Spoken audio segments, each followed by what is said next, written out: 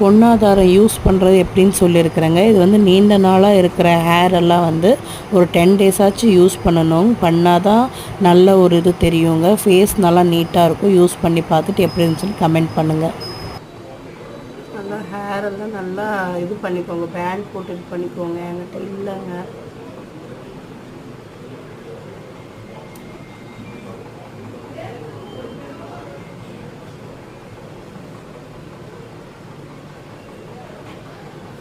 போதும். நம்மளுக்கு முக்கியமாக இந்த மீசை ஹேரும் இந்த கீழே உள்ள ஹேரும் ரிமூவ் ஆனால் போதுங்க. இந்த சைட்லலாம் இருந்தால் கூட ஒன்றும் ப்ராப்ளம் இல்லை. மெயினாக இந்த ஹேர் மட்டும் தானே போதும்.